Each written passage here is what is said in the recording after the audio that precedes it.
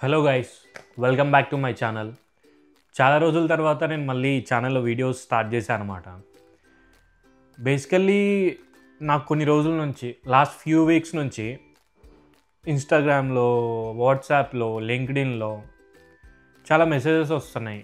Brother, నేను Australia రావచ్చా, నేను 2025 రావచ్చా, 26 రావచ్చా, ఇక్కడ సిచ్యువేషన్స్ ఏంటి, పార్ట్ టైం సిచ్యువేషన్స్ ఏంటి, వీటి గురించి జనరల్గా మెసేజెస్ వస్తున్నాయి. అందరికీ రెస్పాండ్ అవ్వలేను కదా. సో నేనే అనుకున్నా, నాకున్న నాలెడ్జ్ నేను యూట్యూబ్ వీడియోస్ ద్వారా షేర్ చేసుకుందామని. సో ఈ రోజు నుంచి టైం కుదిరినప్పుడల్లా ఏదో ఒక వీడియో అప్లోడ్ చేస్తూ ఉంటాను ఆస్ట్రేలియన్ సిరీస్ గురించి, ఆస్ట్రేలియన్ సిచ్యువేషన్ గురించి. ఏంటి ఇక్కడ పరిస్థితులు ఏంటి, స్టూడెంట్స్ రావచ్చా, వస్తే ఏ కేటగిరీ ఆఫ్ స్టూడెంట్స్ రావచ్చు, వీటన్నిటి గురించి. జనరల్గా అబ్రాడ్ రావాలా వద్దా అనేది చాలా పెద్ద క్వశ్చన్. సో ఆ అబ్రాడ్ రావాలా వద్దా అనే దాంట్లో ఆస్ట్రేలియా రావాలా వద్దా అనే దానికి నేను ఆన్సర్ చేయగలుగుతా, బికాస్ నేను వేరే కంట్రీస్లో లేను కాబట్టి. సో ఆస్ట్రేలియా రావాలా వద్దా అనేది ఎవరైనా కానీ అడిగితే నేనేం సజెస్ట్ చేస్తా అంటే, ఫస్ట్ ఇట్ డిపెండ్స్ ఆన్ నీ సిచ్యువేషన్ అన్నమాట. నీ ఫ్యామిలీ బ్యాక్గ్రౌండ్ ఏంటి, నీ ఫినాన్షియల్ స్టేటస్ ఏంటి, అసలు నువ్వు ఎందుకు వద్దాం అనుకుంటున్నావు. ఈ ఎందుకు వద్దాం అనుకుంటున్నాము వాటిలో 3 కేటగిరీస్ ఉంటారు. జనరల్గా నాకు తెలిసిన వాటిలో 3 కేటగిరీస్ ఉంటారు నా నాలెడ్జ్ ప్రకారం. ఫస్ట్, అండర్ గ్రాడ్యుయేషన్ అయిపోగానే ఫస్ట్ కేటగిరీ వాళ్ళు ఏంటంటే, అండర్ గ్రాడ్యుయేషన్ అయిపోగానే వెంటనే ఇక్కడ అబ్రాడ్ వచ్చేసి మాస్టర్స్ చేద్దాం అనుకుంటారు. వాళ్ళ గోల్ క్లియర్గా ఉంటుంది, వెళ్ళి అబ్రాడ్లో సెటిల్ అయిపోవాలి, ఇదే నా గోల్ అని చెప్పేసి. సో వాళ్ళు మోస్ట్ వెల్కమ్. వాళ్ళు వచ్చి ఏమైనా చేసుకోవచ్చు, ఎందుకంటే 21కి 22కి గ్రాడ్యుయేషన్ అయిపోతే 24 కల్లా మాస్టర్స్ అయిపోతుంది మ్యాక్సిమం. 26 కల్లా సెటిల్ అవ్వడానికి హై ప్రాబబిలిటీ ఆఫ్ ఛాన్సెస్ ఉన్నాయి. సెకండ్ కేటగిరీ వచ్చేసి మీకు అక్కడ జాబ్ చేస్తూ ఒక 30,000 40,000 శాలరీకి జాబ్ చేస్తూ గ్రాడ్యుయేషన్ అయిపోగానే ఒక 2 years జాబ్ చేసేసారు, 30,000 40,000 వస్తుంది, దానికంటే పెరగట్లేదు. Now you want to switch a career or you want some change in life అనమాట. సో మీరు ఏం చేస్తారంటే, నేను అబ్రాడ్ వెళ్ళి మాస్టర్స్ చదివేసి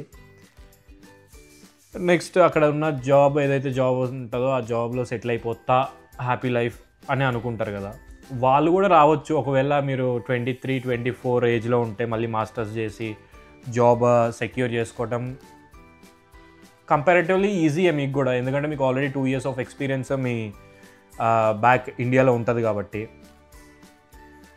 థర్డ్ కేటగిరీ వాళ్ళు వచ్చేసి ఆల్రెడీ ఇండియాలో మాస్టర్స్ చేసి గ్రాడ్యుయేషన్ అయిపోయినాక మళ్ళీ ఇక్కడ మాస్టర్స్ చేయడానికి వస్తారనమాట.